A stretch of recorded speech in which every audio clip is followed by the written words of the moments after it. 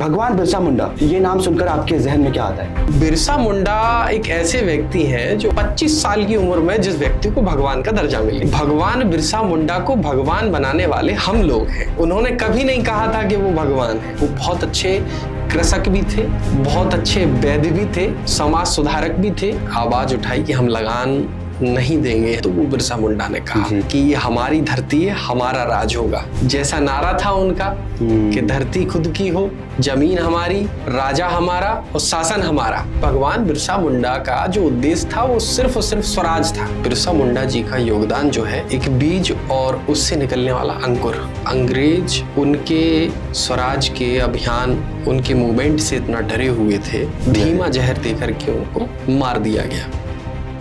जंगलों की गोद में जन्मा एक दीप जला, तो अन्याय के अंधेरों में उलगुलान चला। जनता ने पाया अपना मसीहा महान, धरती बोली मेरा बेटा धरती आबा हुआ। वो नाम नहीं एक आंदोलन बन गया और बन गया भगवान बिरसा मुंडा। साथियों नमस्कार, जय भीम, जोहार। मेरा नाम है प्रशांत और आप देख रहे हैं आदिवासी पॉडकास्ट। आदिवासी पॉडकास्ट की आज की चर्चा में हमारे बीच उपस्थित हैं आदिवासी मुद्दों पर गहन समझ रखने वाले और आदिवासी रिपोर्टिंग के लेखक पत्रकार श्री अंकित पचौरी जी। अंकित जी, स्वागत है आपका। बहुत बहुत धन्यवाद, बहुत धन्यवाद। अंकित जी, आदिवासी मुद्दों पर यह पॉडकास्ट सीरीज चल रही है और आज हम हमारे जो जननायक हैं भगवान बिरसा मुंडा जी, उनके जीवन पर ये आज की चर्चा केंद्रित रहेगी। बहुत बहुत स्वागत है आपका। जी बहुत धन्यवाद। भगवान बिरसा मुंडा, ये नाम सुनकर आपके जहन में क्या आता है? भगवान बिरसा मुंडा एक महान क्रांतिकारी जो बचपन से ही जो ब्रिटिश हुकूमत है, अंग्रेजों का जो शासन था, उसका अत्याचार देखते हुए आ रहे थे जी। लगातार आदिवासियों का जबरन धर्म परिवर्तन कराना, उनकी जमीनों पर कब्जा करना, उनको गुलाम बनाना, और वो सारी चीजें बिरसा मुंडा, आज हम जिस दिन बात कर रहे हैं उसी दिन 1875 के 15 नवंबर 1875 में उनका जन्म हुआ था। तो वो सारी चीजें बिरसा मुंडा जी ने बचपन से देखी कि किस तरह से मुंडा और आदिवासी समुदाय पर अत्याचार अंग्रेज कर रहे हैं। उनके मन में मुझे लगता है कि शुरू से ये बात उन्होंने दबा के रखी थी कि जब वो थोड़े से और बड़े होंगे तो वो इसे एक आंदोलन का रूप दे देंगे और अंग्रेजों को खदेड़ देंगे और स्वशासन की लड़ाई लड़ेंगे। और हुआ भी वैसे ही जी। सोचने वाली और समझने वाली बात कि इस दुनिया में बहुत सारे लोगों ने जन्म लिया है, बहुत सारे महान लोग हैं, लेकिन बिरसा मुंडा एक ऐसे व्यक्ति हैं जो 1875 से लेकर के 1900 यानी 25 साल की उम्र में जिस व्यक्ति को भगवान का दर्जा मिल गया। Exactly. तो ऐसे व्यक्ति के जीवन को पढ़ना और समझना और उनसे प्रेरित होना, ये बहुत जरूरी है आज के समाज में। राइट। और बहुत सारे आदिवासी जननायक रहे हैं, स्वतंत्रता आंदोलनकारी रहे हैं, लेकिन भगवान बिरसा मुंडा में जो भगवान की पदवी है वो सिर्फ बिरसा मुंडा को मिली। आप बता पाएंगे कि उन्हें हम भगवान के रूप में क्यों देख रहे हैं? सबसे बड़ी बात है कि भगवान घोषित कभी कोई खुद से नहीं होता। Exactly, right. भगवान अगर किसी व्यक्ति को हम बोलते हैं या कहते हैं तो वो उसका आचरण, उसके आदर्श और उसका संघर्ष है। भगवान बिरसा मुंडा को भगवान बनाने वाले हम लोग हैं जी। उन्होंने कभी नहीं कहा था कि वो भगवान है। ये तो हमने उनके कर्मों से और उनका जो संघर्ष था और उनका जो उद्देश्य था, बिल्कुल, उसके कारण हम लोगों ने बिरसा मुंडा को भगवान की पदवी दी है और हम उनको भगवान मानते हैं। क्योंकि जो व्यक्ति 25 साल की उम्र में उन्होंने इतना बड़ा आंदोलन खड़ा किया और आंदोलन खड़ा करके लगभग मैं आपको बताऊं 1895 से 97 के बीच में आदिवासियों की जमीन पर, मुंडाओं की जमीन पर कब्जे हो गए थे। वो कब्जे के पीछे के कारण भी आपको कहानी बताता हूँ। उस समय अंग्रेजों ने, ब्रिटिश हुकूमत ने फॉरेस्ट एक्ट लाया था जी। फॉरेस्ट एक्ट के तहत अंग्रेज, असल में क्या था कि अंग्रेजों का उद्देश्य उस वक्त भारत में खदान और खनन करने का नहीं था, क्योंकि उनको पता नहीं था कि भारत में खनिज का संसाधन भविष्य में इतना हो सकता है। तो उनका लालच था खेती पर, कि हम भारत में कृषि कैसे कर पाए। तो उस वक्त जो तत्कालीन बिहार था, वहां पर जो है जंगल, औषधियां, उपजाऊ जमीन, और वो अंग्रेजों के लिए बड़ा और लालच का मामला था। उस भूमि पर नील की खेती हो रही थी। नील की खेती हो रही थी। इसके साथ साथ तमाम औषधि और तमाम फसलें वहां पर हो रही थी। तो उस जमीन को हथियाने के लिए उन्होंने जंगलों में, जहां पर मुंडा आदिवासियों का जो क्षेत्र था, वहां पर अंग्रेजों ने वृक्षारोपण, पौधरोपण इस तरह करने के नाम पर वो जमीन को कब्जा करने की कोशिश की।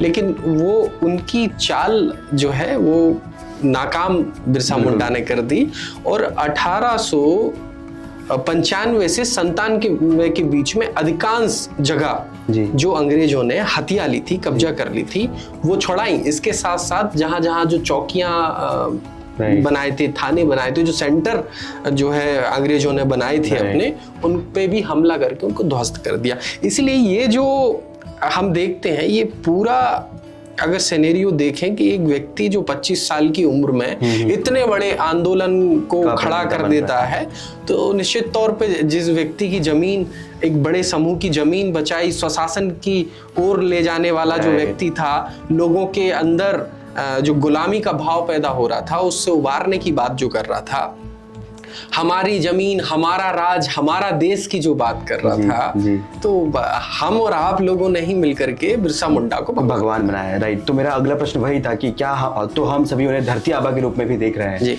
तो आपने बहुत अच्छे से आंसर दिया इसका कि भगवान बिरसा मुंडा हम क्यों कह रहे हैं, तो धरती आबा का क्या मतलब होता है बिरसा मुंडा के लिए जो हम यूज कर रहे हैं। बिरसा मुंडा जी का बहुत बड़ा योगदान लोक चिकित्सा और आयुर्वेद के क्षेत्र में भी था। वो हमारी पीढ़ी को जानने बहुत जरूरत है। आप उस पर यदि कुछ प्रकाश डालें। देखिए, ये जो जमीन की बात जब शुरू होती है तो जमीन से एक बड़ी महत्वपूर्ण चीज जुड़ी रहती है, वो है हमारी संस्कृति। एग्जैक्टली। क्योंकि यदि हम अपनी संस्कृति को याद रखते हैं तो हम अपनी जमीन के लिए लड़ते हैं।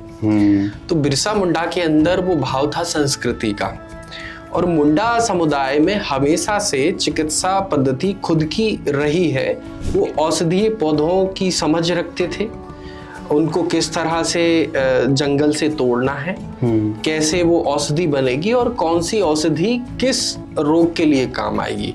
तो चाहे वो बुखार हो, चर्म रोग हो, इस तरह के जो रोग अमूमन हमारे बीच में रहते हैं, जिनका हम इलाज कराते हैं, वो सारे जो है बीमारियों का इलाज बिरसा मुंडा जी के पास इसलिए था क्योंकि वो संस्कृति को समझते थे, और हमारी संस्कृति से ही एक जनरेशन से दूसरे जनरेशन में जो हमारी पुरानी जो चीजें हैं वो ट्रांसफर होती हैं।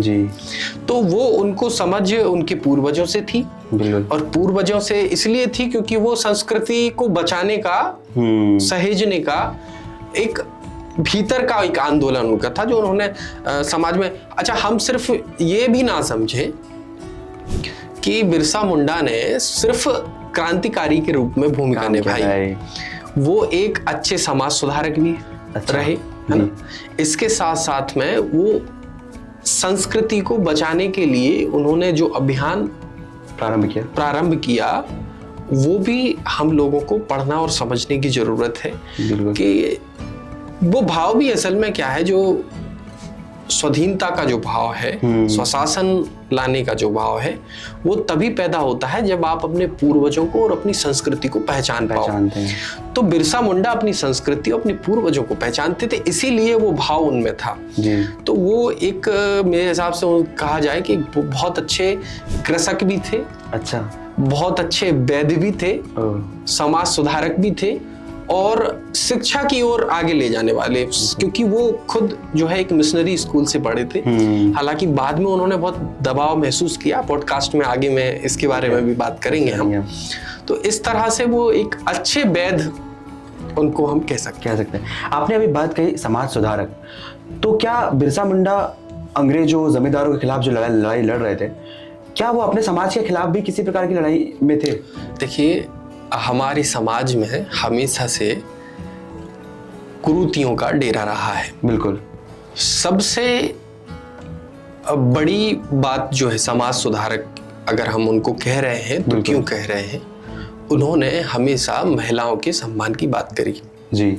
वो महिलाओं में समता समानता, आज जो भारत का संविधान कहता है, जो डॉक्टर भीमराव बाबा साहब अम्बेडकर ने बनाया, और उसमें समता समानता और एक होने की बात अगर कही है कि महिलाएं भी समकक्ष है, तो ये बात उस समय 1875 के बाद, यानी 1895 के दौरान जब वो लोगों के बीच जा रहे थे, अपनी बात कर रहे थे, तब वो कहते थे कि हमको महिलाओं को बराबरी के सम्मान से देखना है और बराबरी का सम्मान देना है। तो एक समाज सुधारक का ही ये एक नजरिया होता है जो महिलाओं के बारे में इस तरह की सोच रखे, क्योंकि हमारा समाज रूढ़िवादी प्रथाओं से ग्रसित है। बिल्कुल। महिलाओं को नीचे ओहदे पर कुछ लोग देखते हैं, हालांकि बहुत सारे सुधार अब हुए हैं। शिक्षा की बात करें या तमाम चीजें हैं, तो वो सारी चीजें तो एक बड़े अच्छे समाज, इसके साथ साथ शिक्षा के लिए भी वो लोगों को जागरूक करते थे कि हमारे लोगों को पढ़ना भी बहुत जरूरी है, शिक्षित होना भी जरूरी है, क्योंकि जब व्यक्ति शिक्षित होता है तब उसके अंदर का भाव, उसके विचार वो निकल करके आते हैं और वो तर्कशील इंसान, बिल्कुल तर्कशील इंसान बनता है और वो समझता है कि हमारे लिए क्या अच्छा क्या बुरा है। एग्जैक्टली, वो क्वेश्चन कर पाता है। बिल्कुल सवाल पूछ पाता है। एग्जैक्टली। तो हमने बिरसा के कितने सारे नए कैरेक्टर को समझा है। आज हम उन्हें एक समाज सेवक के रूप में जान रहे हैं, समाज सुधारक और महिलाओं के उद्धारक। मतलब महिलाओं को भी यदि बराबर दर्जे में लाके खड़ा करना है तो इसके लिए भी बिरसा जी ने अपना कंट्रीब्यूट किया। बहुत अच्छा लग रहा है आपसे बात कर बिरसा जी के। हम पूरे चरित्र पर इतने नए अलग अलग पहलुओं पर चर्चा कर रहे हैं। एक क्वेश्चन आपसे है कि हमने हमेशा से इतिहास में पढ़ा है कि जमींदारी प्रथा और महाजनी प्रथा के खिलाफ बिरसा बड़े मुखर होकर लड़े। उस पर यदि आप अपना कुछ प्रकाश कर डाल पाए। ये जमींदारी प्रथा असल में सबसे पहले समझने वाली बात है कि जमींदारी क्या थी। जी। क्षेत्रों में जमींदार जो प्रथा थी वो लगान को वसूलने का काम था। बिल्कुल। और सबसे पहले अगर इस मामले में आवाज उठाई कि हम लगान नहीं देंगे, हम कर नहीं देंगे, तो वो बिरसा मुंडा ने कहा कि ये हमारी धरती है, हमारा राज होगा। अबुआ दिशुम अबुआ राज। हाँ बिल्कुल। तो हमारी धरती, हमारा राज और हमारा राजा। तो ये जो भाव था उसने सबसे पहले ये दिखाया कि हम अंग्रेजों को लगान तो नहीं देंगे। इसीलिए उनका विरोध जो है वो जमींदारों से रहा और उन्होंने हमेशा ऐसे लोगों को जवाब दिया। और मुझे लगता है कि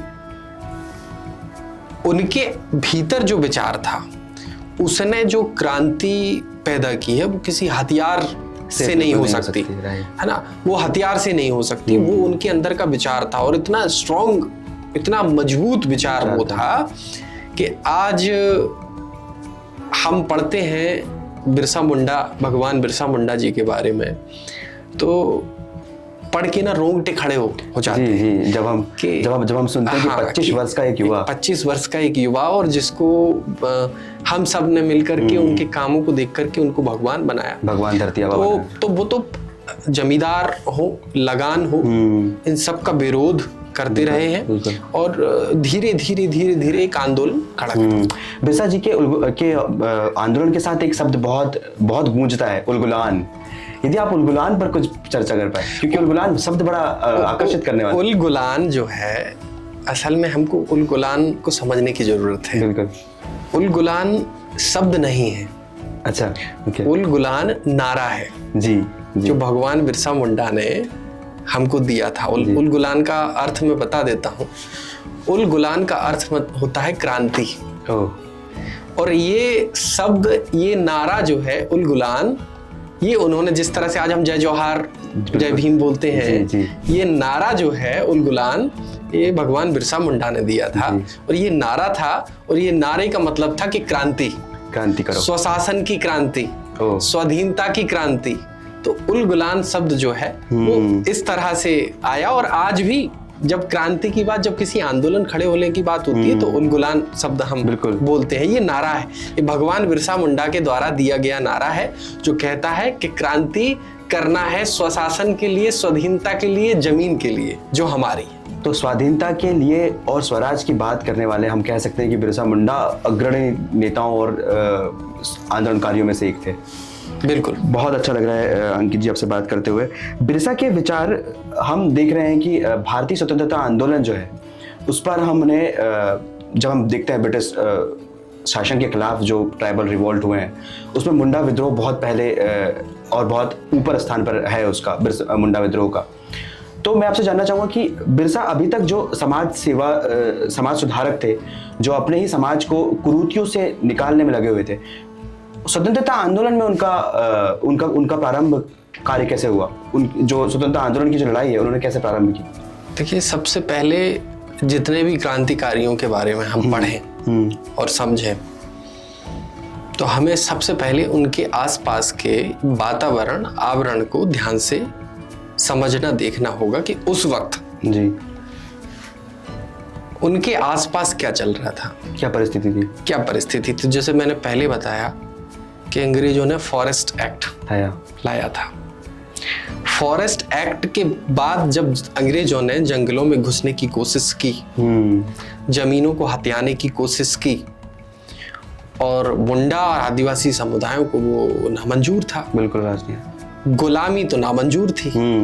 तो गुलामी नामंजूर थी तो वो अत्याचार जो है वो बचपन में अपने वो देख रहे थे, बचपन से ही देख रहे थे। और वो सिर्फ जमीन हथियाने की गुलामी नहीं थी, उसमें एक हम कहें कि बड़ा मामला धर्म परिवर्तन का था। अच्छा, ओके। उस वक्त जो है मिशनरी लगातार जो मुंडा कम्युनिटी है उसको कन्वर्जन कर रहे थे। तो ये सारी चीजें, ये दबाव बिरसा मुंडा देख रहे थे। हालांकि कुछ जगह ये भी कहा जाता है कि बिरसा मुंडा खुद एक मिशनरी स्कूल में पढ़े थे। बिल्कुल पढ़े थे। और कहा जाता है कि उन्होंने शुरुआती दौर में मिशनरी परंपराओं को, तौर तरीकों को अपनाया। हाँ, Okay. क्योंकि स्कूल में, क्योंकि जब कोई बच्चा होगा और उस स्कूल में, मतलब बच्चा मींस एक कच्ची मिट्टी के घड़ा, हाँ, उसे जो सिखाया जाता है, उसको जो सिखाया जाएगा, जो बताया जाएगा, जो परंपराएं, जो तौर तरीके बताए जाए, वो सीखेगा। तो मिशनरी स्कूल में उनकी जो पढ़ाई हुई तो उन्होंने पहले मिशनरी तौर तरीकों को, ईसाइयों के तौर तरीकों को अपनाया, यानी अंग्रेजों के तौर तरीकों को अपनाया। लेकिन जब वो थोड़े से समझदार हुए तो उन्हें समझ में आया कि नहीं, मेरी संस्कृति ये नहीं है, हमारी संस्कृति ये नहीं है, हमारी संस्कृति कुछ अलग है। क्योंकि आदिवासी तो आदिवासी, मतलब वो आदिवासी ही अपना एक धर्म है और उसकी अपनी संस्कृति, अपनी पहचान है और अपनी सारी चीजें। तो फिर जब उन्होंने उस चीज को समझा तो फिर उनके अंदर एक जो आग पैदा हुई, और आग जब पैदा हुई तो उसने उनको एक क्रांतिकारी के रूप में उभार के हम सबके बीच में स्थापित किया। और उन्होंने धीरे धीरे करके छोटे छोटे आंदोलनों से शुरुआत करी, लोगों में क्रांति की अलख जगाई, लोगों को प्रोत्साहित किया कि स्वशासन, स्वराज, स्वाधीनता क्यों जरूरी है। और ऐसे करके धीरे धीरे आंदोलन से जुड़े और एक महान क्रांतिकारी के रूप में आज हम उनको पहचान रहे। तो स्वतंत्रता आंदोलनकारी, स्वतंत्रता सेनानी बिरसा मुंडा को आप एक स्वराज की स्थापना करने वाले सेनानी के रूप में भी देख रहे हैं। बिल्कुल। तो क्या आपको क्या लगता है स्वराज की कोई परिकल्पना बिरसा मुंडा ने भी की थी? जब किसी भी क्रांति की शुरुआत होती है तो क्रांति की शुरुआत में सबसे पहले अगर हम देखेंगे तो लक्ष्य हमको दिखाई देता है। तो लक्ष्य स्वराज था। बिल्कुल। अंग्रेजों से आजादी थी, उनका शासन नहीं चलने देना था। बिल्कुल। जैसा नारा था उनका कि धरती खुद की हो, जमीन हमारी, राजा हमारा और शासन हमारा। बिल्कुल। तो ये बिल्कुल साफ और स्पष्ट रूप से बता रहा था कि भगवान बिरसा मुंडा का जो उद्देश्य था वो सिर्फ और सिर्फ स्वराज था। बिल्कुल। और वो जब स्वराज की बात कर रहे हैं तो उसमें वो दिक्कुओं का भी विरोध कर रहे हैं। बिल्कुल। दिक्कुओं मतलब जो जमींदार और जमींदार जंगल के बाहर के अच्छा इसलिए कर रहे हैं वो, उस जमींदार का विरोध वो किस क्यों करते थे? असल में क्या था कि जमींदारों का जो जुड़ाव था वो अंग्रेजों से था ऑब्वियसली अंग्रेजों से था, क्योंकि जमींदारों के माध्यम से ही तो लगान वसूलने का काम हो रहा था। जी जी जी। तो जो अंग्रेजों के लगान वसूलने के लिए अपने ही देशवासियों पर, इस देश के मूल निवासियों पर अत्याचार कर रहे हैं, तो लाजमी था कि उनका विरोध तो होना ही था। और फिर जमींदारों का विरोध सिर्फ और सिर्फ भगवान बिरसा मुंडा के अलावा भी अगर आगे के क्रांतिकारियों को देखें, जमींदारों का विरोध हमेशा से होता रहा, क्योंकि अंग्रेजों का जो एक तरह से स्थानीय स्तर पर जो मदद करते थे, जो उनका शासन चलाने में उनको हेल्प कर रहे थे, वो इन्हीं जमींदारों में से इसीलिए उनका ऐसे भी समझ सकते हैं कि अंग्रेज संख्या में बहुत कम थे, उन्होंने यहाँ के लोगों का उपयोग किया। जैसे फूट डालो शासन करो की नीति हम सब पढ़ते हैं कि राजाओं महाराजाओं को अपने कब्जे में लिया और जमींदारों को अपने कब्जे में लिया। और एक शब्द और आता है जो बुंदेलखंड में लंबरदार एक्चुअली जमींदार ही है। लंबरदार हम अलग अलग क्षेत्रों में अलग अलग भाषा का उपयोग करते हैं। लंबरदार भी जो है अंग्रेजों के लिए कर यानी जो लगान था वो वसूला करते थे, और जो छोटे छोटे कृषक थे। तो इस तरह से चीजें आगे बढ़ी। बिल्कुल सर। और जैसा कि हम देख रहे हैं कि आज़ादी के खिलाफ मतलब जो पहला बिगुल बजा 1857 में, तो उसके बाद हम कह सकते हैं कि बिरसा का जो आंदोलन था वो दूसरा सबसे बड़ा आंदोलन रहा आज़ादी के लिए। शुरुआती दौर में जब कोई भी वृक्ष बना हो वो एक पौधा होता है। बिल्कुल। और पौधे के पहले एक बीज होता है और बीज से अंकुर होता है। तो मुझे लगता है कि क्रांति के लिए, इस देश में स्वाधीनता की अलग जगाने के लिए बिरसा मुंडा जी का योगदान जो है एक बीज और उससे निकलने वाला अंकुर, राइट, है ना, विशाल वृक्ष जिसको तो वो बाद में हुआ उनकी, क्योंकि शुरुआत कहीं ना कहीं से तो होनी और वो शुरुआत बिरसा मुंडा ने की। और इसीलिए हम लोग आज उनको भगवान बिरसा मुंडा कहते हैं। बिल्कुल। और हम उन्हें जननायक की तरह भी देख सकते हैं। जननायक हैं ही, एग्जैक्टली जननायक ही हैं वो। लोगों को समझ, असल में क्या है कि थोड़ा सा अब हम जरूर बिरसा मुंडा जी और तमाम क्रांतिकारियों के बारे में जो उभर करके नहीं आ पा रहे थे, अब हम पढ़ने लगे कि नहीं, ये अलग तो जो है वो 1800 के बाद जो क्रांतिकारियों आए अंग्रेजों से भारत को स्वराज दिलाने के लिए, आज़ादी कराने के लिए, तो अब उनमें एक बड़ा नाम है। बिल्कुल। बिरसा मुंडा जी का धर्म सुधार पर भी कुछ काम रहा है। धर्म सुधार आंदोलन क्या है उनका, आप बता सकते हैं? धर्म सुधार आंदोलन असल में क्या है कि जब लगातार मिशनरीज संस्कृति और जो परंपराएं थी उनको कुचल करके अपनी चीजों को आगे कर रहे थे, तो उस वक्त एक समाज सुधारक के रूप में, धर्म सुधारक के रूप में भगवान बिरसा मुंडा ने समाज के भीतर भूमिका निभाई और लोगों को जागरूक किया, लोगों को बताया, अभियान चलाया कि नहीं, हमारे पूर्वजों की संस्कृति और जो उनका कल्चर है वो इस तरीके से रहा है और हम इसी तरीके से। हालांकि अब भगवान बिरसा मुंडा, मतलब मैं ये बात कहना बहुत ज़रूरी है कि अब बहुत सारे लोग ये कहते हैं कि धर्म सुधारक के रूप में उन्होंने मिशनरियों का विरोध किया और लोगों को प्रोत्साहित किया हिंदू धर्म की तरफ, लेकिन मैं ये कहता हूँ कि आदिवासी हिंदू नहीं है। हाँ, उन्होंने उनका जो धर्म था बिरसा धर्म, और जो अभी भी कुछ लोग बिरसाइयत फॉलो करते हैं। लेकिन अभी बहुत सारे लोग, अगर आप देखोगे सोशल मीडिया पर, तो उनके बारे में लिखते हैं और वीडियोस भी, रील्स तमाम मैंने कंटेंट देखा है कि उनको एज ए ये दिखाया जाता है कि मिशनरीज का विरोध करने के बाद वो लोगों को प्रोत्साहित कर रहे थे कि नहीं, हिंदू धर्म में हमको रहना है, हिंदू धर्म।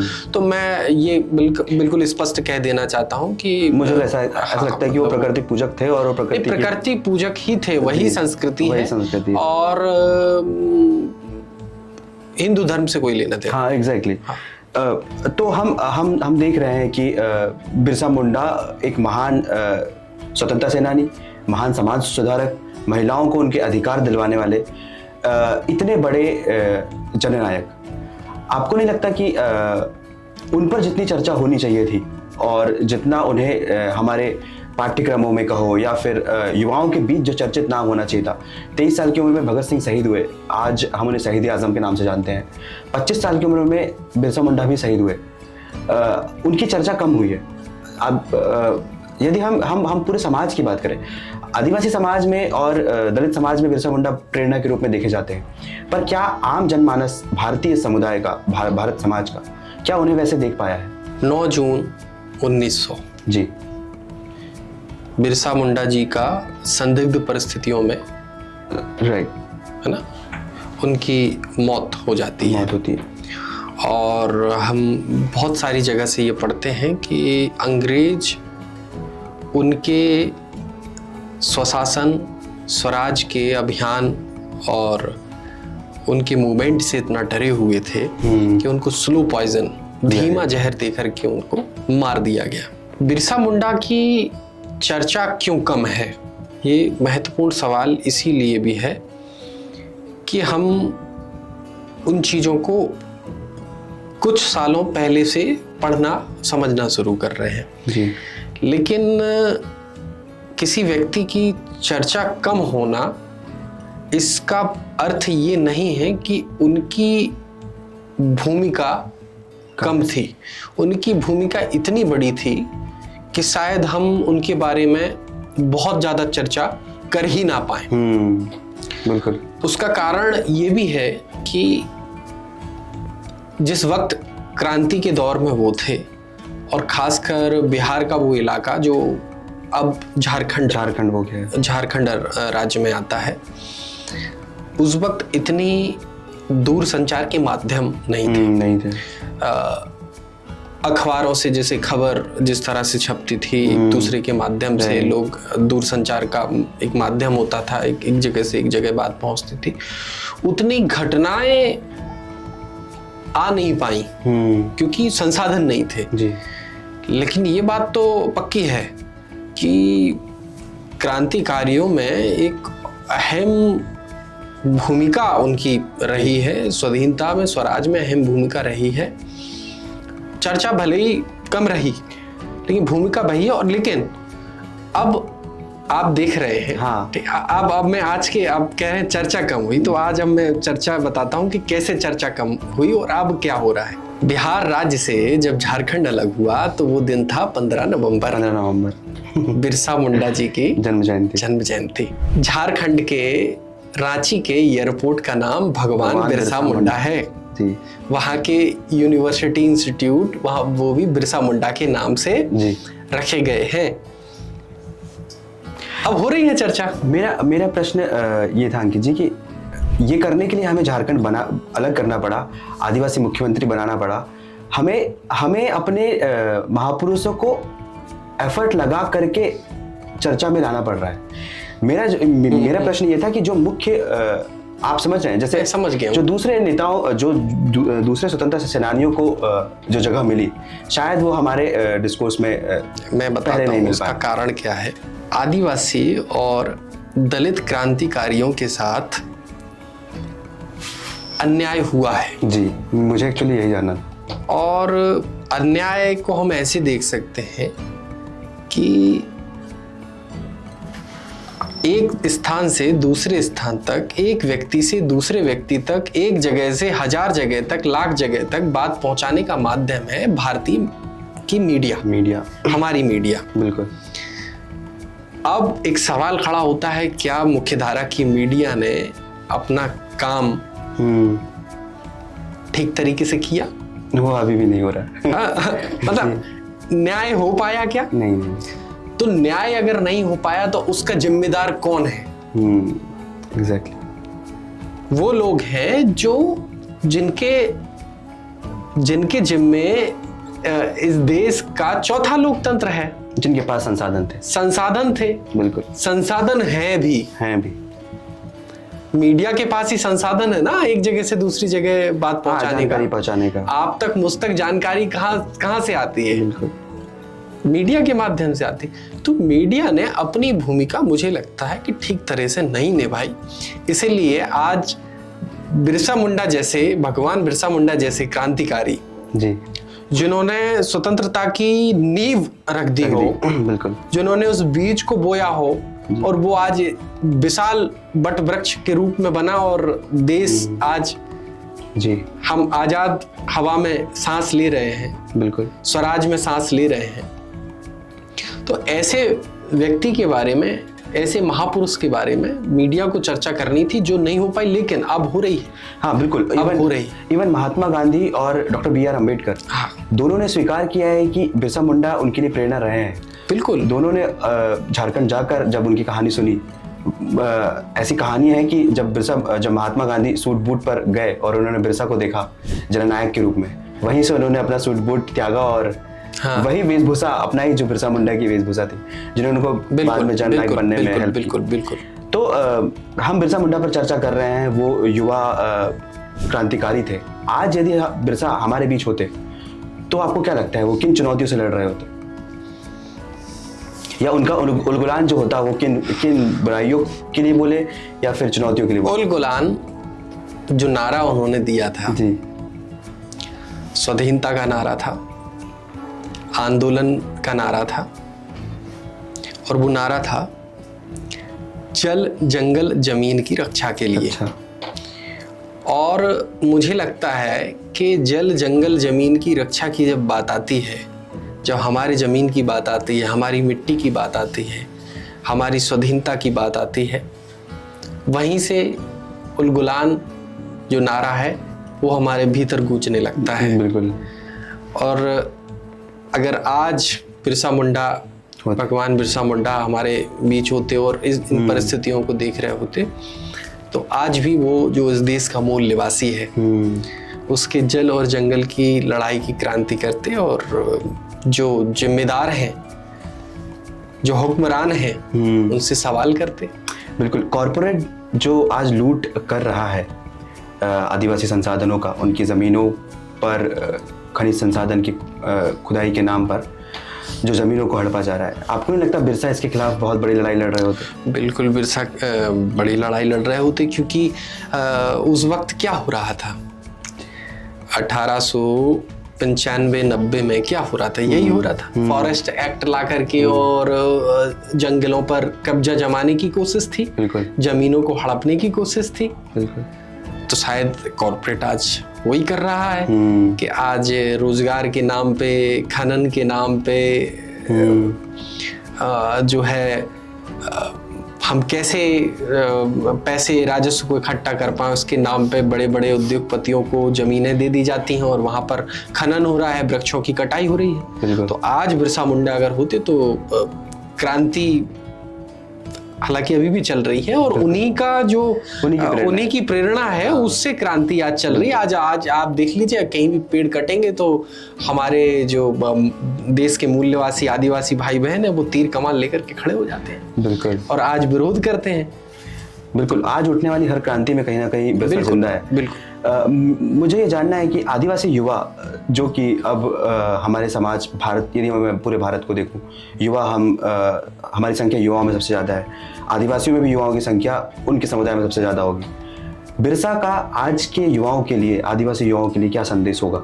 जो नारा उन्होंने दिया था जी, वो नारा आज का युवा मन के भीतर दोहराए और उस क्रांति को जिंदा रखे, जो क्रांति भगवान बिरसा मुंडा ने शुरू की थी, जो आंदोलन उन्होंने शुरू किया था कि हमारी जमीन, हमारा राज और हमारा राजा। क्या बात है। ये उनका जो उद्देश्य था, वो आज हर एक युवा को अपने मन में स्मरण करना चाहिए और अपने जमीन, अपने हक, अपने अधिकार उसकी बात करते रहना चाहिए। मुझे ऐसा लगता है कि तो आपको लगता है कि आज फिर एक बार उलगुलान की जरूरत है? बिल्कुल जरूरत है। उलगुलान तो होते रहना चाहिए। उलगुलान तो नारा है। जब कभी हम ये महसूस करें कि हम गुलामी की बेड़ियों से जकड़े जा रहे हैं, हमारी आवाज को दबाया जा रहा है, हमारी जमीनों को छीना जा रहा है, हमारी संस्कृति को मिटाने का, हमारी संस्कृति को छीनने का काम किया जा रहा है, उस वक्त नारा गूंजना चाहिए उलगुलान। उलगुलान। साथियों, आज हमने बिरसा मुंडा जी के जीवन पर एक गहन विस्तृत चर्चा की और जाना समझा कि वर्तमान भारत को बनाने में हमारे महान जननायक भगवान बिरसा मुंडा जी का कितना बड़ा योगदान है। हमने बिरसा मुंडा को समाज सुधारक के रूप में देखा, महिलाओं को समान भाव से देखने, उन्हें समाज में समान स्थान दिलाने, समता, स्वतंत्रता, समानता और बंधुत्व जैसे महान विचारों के प्रणेता भगवान बिरसा मुंडा जी की ये चर्चा आप लोगों के सामने प्रस्तुत है। और आज अंकित जी ने जैसा बताया कि हमें फिर एक बार उलगुलान की ज़रूरत है। तमाम सामाजिक बुराइयों और तमाम प्रकार के शोषण के खिलाफ इस उलगुलान की ज़रूरत है। उलगुलान हो, उलगुलान हो, उलगुलान हो।